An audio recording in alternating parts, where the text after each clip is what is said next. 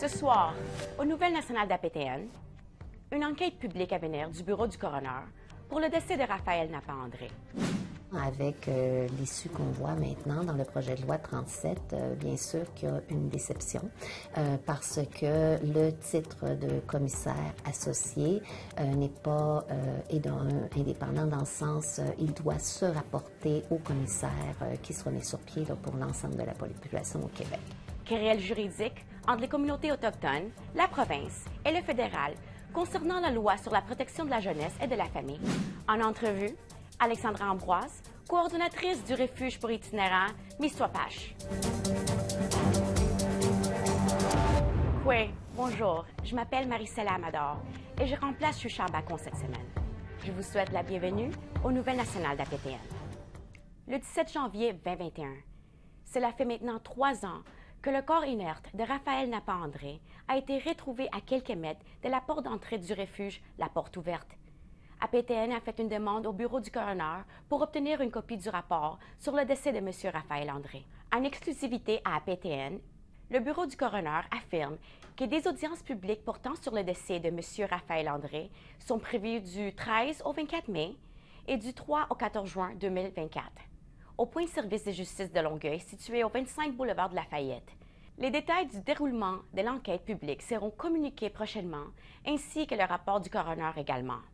Par ailleurs, la famille de Raphaël Napa-André a été avisée tout récemment.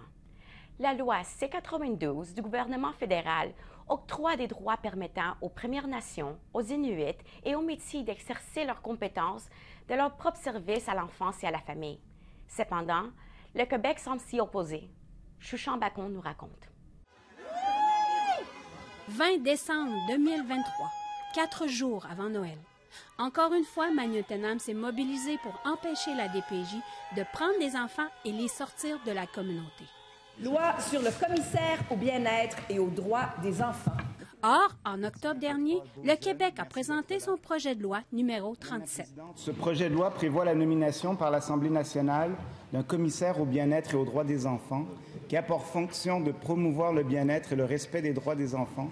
C'est au chapitre 3 que le ministre responsable des services sociaux, Lionel Carman, parle de la question autochtone. Le projet de loi prévoit la nomination par le gouvernement d'un commissaire associé dédié au bien-être et aux droits des enfants autochtones qui assiste et conseille le commissaire afin que les intérêts des enfants et des jeunes adultes autochtones soient pris en considération et qu'il soit tenu compte des facteurs historiques, sociaux et culturels qui leur sont propres dans chacun des avis et chacune des recommandations du commissaire. De plus, le commissaire associé va relever du commissaire au bien-être et aux droits des enfants selon le projet de loi. Merci, Madame la Présidente. Cependant, les principaux acteurs qui travaillent auprès des enfants autochtones ne semblent pas du même avis. Le travail qui s'est passé quand... Marjolaine Sioui, directrice générale de la Commission de la santé et des services sociaux des Premières Nations Québec-Labrador, communément appelée C3SPNQL, dit: Et malheureusement, avec l'issue qu'on voit maintenant dans le projet de loi 37, bien sûr qu'il y a une déception parce que le titre de commissaire associé n'est pas indépendant dans le sens il doit se rapporter au commissaire qui sera mis sur pied là, pour l'ensemble de la population au Québec. Pourtant, lors de la publication de son rapport en avril 2021, sous la présidence de Régine Laurent, la Commission spéciale sur les droits des enfants et la protection de la jeunesse précise: nous appuyons la mise en place éventuelle d'un commissaire autochtone aux droits des enfants autochtones, mais indépendant du commissaire au bien-être et aux droits des enfants. Selon Sioui, le projet de loi numéro 37 veut faire un suivi au rapport de la Commission Laurent. Mais les recommandations émises par le C3SPNQL et l'Assemblée des Premières Nations Québec-Labrador pour la rédaction du projet de loi n'ont pas été prises en considération. Le ministre des Services sociaux a refusé la demande d'entrevue d'APTN. Par contre, Yann Lafrenière, ministre responsable aux relations avec les Premières Nations et les Inuits, se veut rassurant. Il répond que le projet de loi 37 est un premier pas dans le travail à venir. par la suite, ce qui doit arriver, c'est une consultation. Alors, on aura la chance d'entendre les groupes qui vont se présenter à l'Assemblée nationale pour dire leur vision, leur visée. On se rappellera que la commissaire Laurent avait remis un rapport très important. On s'est engagé à le mettre en place. Et là, ce qu'on a, on crée un poste de commissaire avec un volet qui est autochtone. Mais oui, on va entendre les groupes. Je parlais à mon collègue Lionel Carmon, on est très à l'écoute. Cela fait plus d'1 an que la communauté d'Obidjouane, la PNQL et le C3S-PNQL attendent une décision de la Cour suprême. La DPJ, concernant la loi sur la protection sociale Atikamekw d'Obidjouane. Car la loi C-92 autorise aux Premières Nations d'exercer leurs compétences sur les services à l'enfance et à la famille, alors que le gouvernement du Québec a contesté sa constitutionnalité. Présentement, c'est devant les tribunaux. Je le comprends très bien. Ça ne nous empêche pas de travailler ensemble. On travaille fréquemment avec Obidjouane. Les gens de la protection de la jeunesse travaillent avec le conseil de bande d'Obidjouane. Mais c'est vraiment une question de responsabilité. Et clairement, on trouve que le gouvernement fédéral s'est immiscé dans un champ de compétences qui est provincial. Malgré les craintes du Québec sur les mécanismes à élaborer entre les parties prenantes, Marjolaine Sioui est d'un tout autre avis. On est actuellement en attente d'une décision imminente de la Cour suprême concernant la loi concernant les enfants, les jeunes et les familles des Premières Nations Inuit et Métis, donc C-92. Et ce qu'on disait, c'est que dans ce projet de loi-là, on devrait aussi reconnaître les principes d'une loi qui est en vigueur actuellement. Elle avoue que lors de l'entrevue, la Commission de la santé et des services sociaux était en cours de rédaction du mémoire pour le projet de loi 37. À savoir si elle se présentera aux consultations, elle doit elle-même consulter les communautés. Par ailleurs, l'Assemblée des Premières Nations Québec-Labrador, Obidjouane et le C3S-PNQL sont toujours en attente de la décision de la Cour suprême. Chouchane Bacon, Nouvelle nationale d'APTN, Wendake. Nous vous invitons à nous suivre sur les réseaux sociaux. Vos commentaires, suggestions et questions sont les bienvenus. Pour nous joindre par courriel, l'adresse est le info@aptn.ca. Retrouvez-nous sur Facebook au @nouvelle_aptn en un mot et sur X @nouvelle_aptn. Le gouvernement fédéral a investi 25 millions de dollars pour le développement des compétences des Autochtones. L'argent financera la Commission de développement des ressources humaines des Premières Nations du Québec pour leur projet Stratégie globale pour l'employabilité autochtone. Voici ce que j'ai préparé pour vous. Que ce soit de la roche, creuser le sol ou déplacer des objets lourds, Alexia Petitquay-Chilton aime chaque minute de son travail d'opérateur de machinerie lourde. Mon père, il est opérateur depuis des années et j'ai toujours eu cette petite bulle-là de côté à quelque part dans ma tête.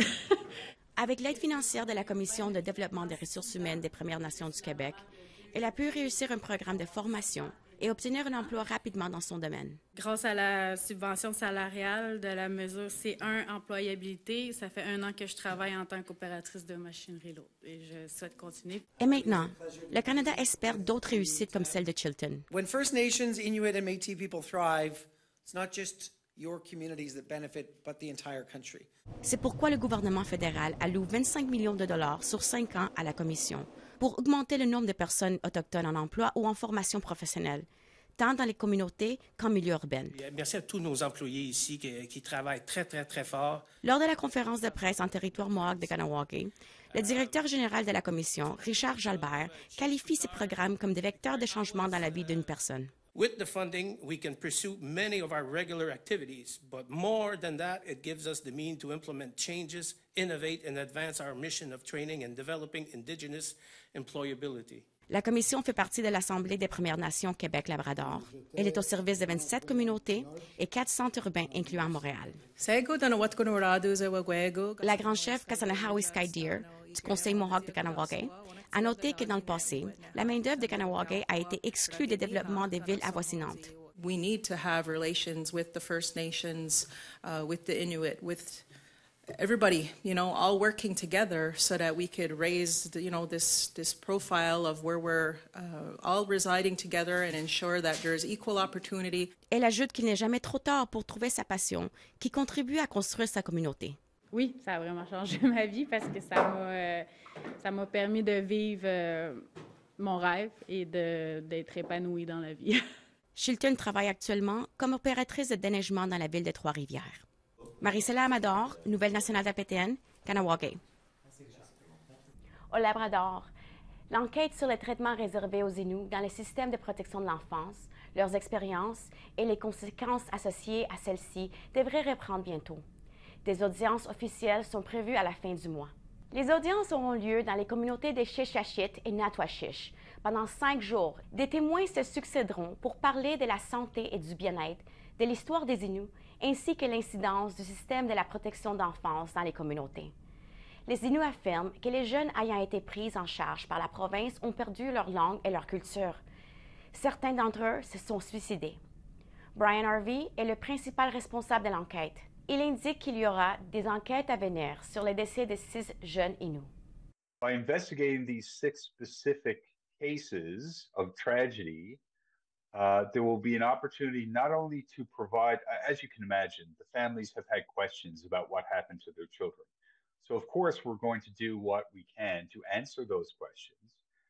But it's also hoped that by examining these 6 very different tragedies, the commissioners will be able to identify systemic issues that had a role to play in their tragedies. Après la pause, des jeunes acteurs Inuits en tournée de la pièce Manikanetech. Soyez là.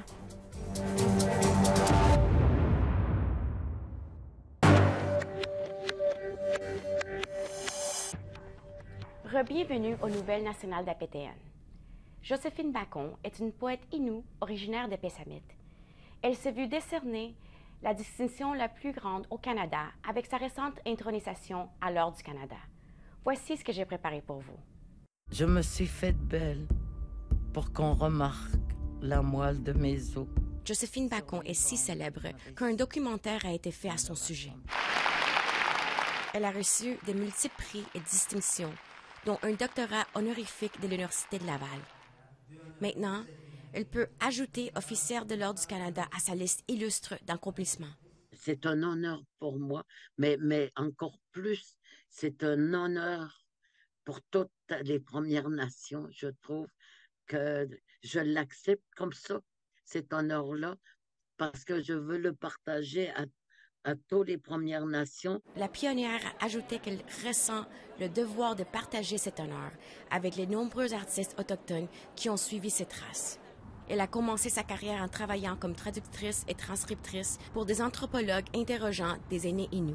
C'est grâce à eux, finalement, si j'ai pu récupérer la langue des nomades, c'est l'Inuaimut, c'est qu'on parlait quand on vivait encore dans le Notmat ou le territoire, parce que je transcrivais et je traduisais. Bacon a passé des années à enseigner la langue Innu et Mun, d'abord à l'Université de Montréal, puis actuellement au Collège Kiona à Odanak. La poète est également une aînée en résidence à l'Université de Québec à Montréal. Je ne dirais pas que j'ai sacrifié, je trouve que je me suis enrichie en faisant ce travail que je fais encore aujourd'hui. Puis c'est toujours un plaisir pour moi de reprendre ce que les aînés m'ont enseigné, puis de le redonner. En 2018, elle a été nommée officière de l'Ordre des arts et des lettres du Québec, ainsi qu'officière de l'Ordre de Montréal. Son travail le plus récent, Kiminuat, a été publié l'année dernière. Elle explore les thèmes de vieillissement, de la guérison et de son territoire ancestral. Joséphine Bacon souhaite transmettre ce message aux jeunes. Le plus important, c'est de savoir qui ils sont, d'où ils viennent, parce que derrière eux, il y a toute une histoire qui mérite d'être connue. Et ils peuvent continuer à transmettre. Marisela Amador, Nouvelle nationale d'APTN, Montréal. L'un des films les plus emblématiques de tous les temps deviendra plus accessible pour le public Anishinaabe. Un partenariat annoncé récemment donnera lieu à la création d'une version officielle traduite en Anishinaabe-Mowen ou Ojibwe du film Star Wars, Un Nouvel Espoir. Le projet est le fruit d'une alliance regroupant le Conseil tribal Dakota Ojibwe, l'Université de Manitoba et Disney Lucasfilm. Voici un aperçu de l'affiche qui a été publiée aujourd'hui. La traduction du scénario, les auditions pour les personnes qui doubleront le film en Anishinaabe-Mowen et les enregistrements des voix auront lieu à Winnipeg en 2024. Le film sera présenté en grande première à Winnipeg. Il y aura également des projections dans certains cinémas partout au Canada. Et cette version devrait également être diffusée sur APTN. L'annonce survient environ 10 ans exactement après la sortie d'une version en navajo de ce classique du cinéma. Une pièce Innu est actuellement en tournée dans les villes au Québec.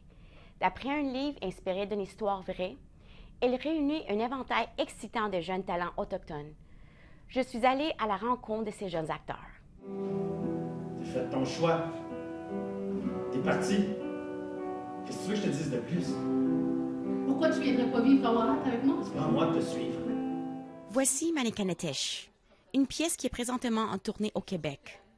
C'est une histoire de renouement avec l'identité qui a rassemblé une troupe de jeunes acteurs talentueux, dont plusieurs se produisent sur une scène professionnelle pour la première fois. Je suis en train de réaliser mon rêve. La Shwana Aster Volant, qui a 17 ans, est de Manioutenam. Elle adore faire partie de cette jeune distribution. Aster Volant est venue à Montréal pour la première fois afin de jouer dans cette pièce lorsque celle-ci a fait ses débuts au Théâtre du CEP l'an dernier. Elle s'appelle Mélina, mon personnage. Elle a 15 ans. Puis c'est une élève qui est plutôt vraiment gênée, mais au fil du temps, au fil de la pièce de théâtre, on peut voir comment elle s'adapte plus puis comment elle devient plus ouverte. La pièce est basée d'un roman de l'autrice Naomi Fontaine. Elle raconte l'histoire d'une jeune Innu qui revient chez elle après 15 ans pour enseigner le français et renouer avec ses racines. Sharon Fontaine-Ishpatao joue le rôle de Yami Fontaine, enseignante à l'école secondaire Manikanatish. Le cours est pas terminé!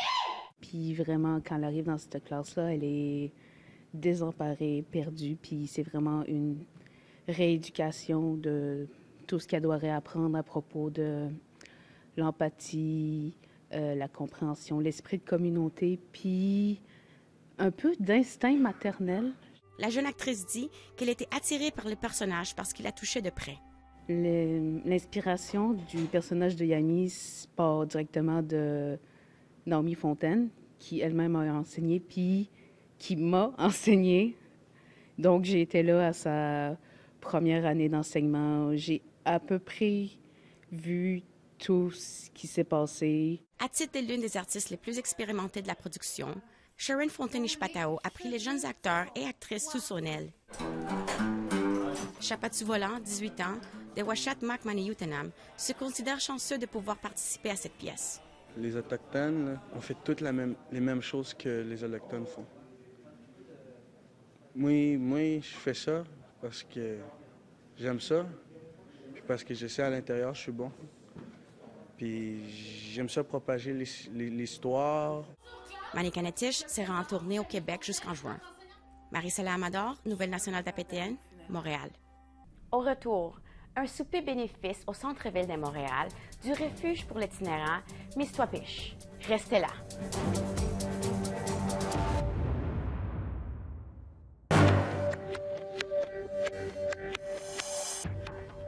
Bienvenue. En entrevue cette semaine, Shushan Bacon est allé à la rencontre d'Alexandra Ambroise de l'organisme Mistwapish, qui signifie maison en langue Innu. Un refuge pour les itinérants en l'honneur de Raphaël Napa-André. Le 18 janvier s'est tenu le souper bénéfice à l'hôtel Double Tree de Montréal, où environ 250 personnes se sont présentées de plusieurs communautés au Québec et de plusieurs organismes. Les voici. Koué Alexandra, bienvenue à Nouvelle nationale d'APTN. Koué Shushan. Souper bénéfice ce soir au centre-ville de Montréal. Est-ce que tu peux nous présenter un peu ce qui va se passer ce soir? OK, c'est sûr, c'est un souper bénéfice. Fait que j'amasse des fonds finalement pour pouvoir continuer à donner des services pour Meetup. Là, l'année financière approche, c'est le 31 mars. Mais pour moi, pour pouvoir me rendre jusqu'à là, bien, j'ai besoin de financement, j'avais besoin d'argent. Fait que, tu sais, il y a toujours des imprévus. Donc, c'est pour ramasser des fonds pour finir l'année financière, mettons. Combien de monde se sont présentés ou ont levé la main pour vous aider? Environ 250 personnes. Puis, ils viennent de où? Ils viennent-tu de Montréal? Ils viennent de communautés Inuits seulement? Non, de communautés, de compagnies, d'entreprises qui ont répondu finalement à l'appel. Je suis bien contente, je les remercie beaucoup. Fait que je vous présente mes équipes. Il y a mes équipes finalement intervenantes.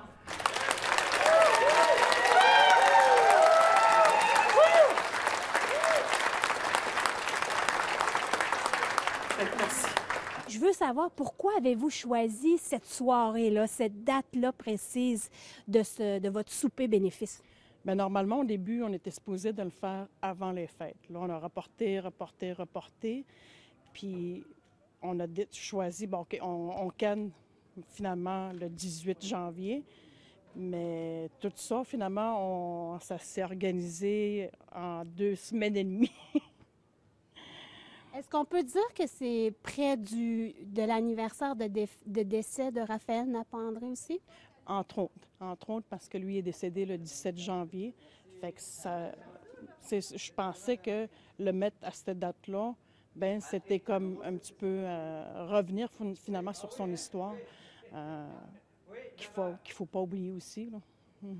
Puis, si les gens veulent, OK, ils ont pas pu se présenter ou ils veulent donner des dons à l'organisme, comment est-ce qu'ils peuvent procéder aussi pour les prochains jours, les prochaines semaines, s'ils ont envie de donner de l'argent? Je vais laisser mon numéro de téléphone. Mon nom, c'est Alexandra Ambroise. Le 418-350-1324. 1324. Fait que là, après ça, je vais m'organiser pour envoyer finalement l'information nécessaire. Alexandra, j'aimerais ça te demander, qu'est-ce qui te pousse à faire ce que tu fais en ce moment?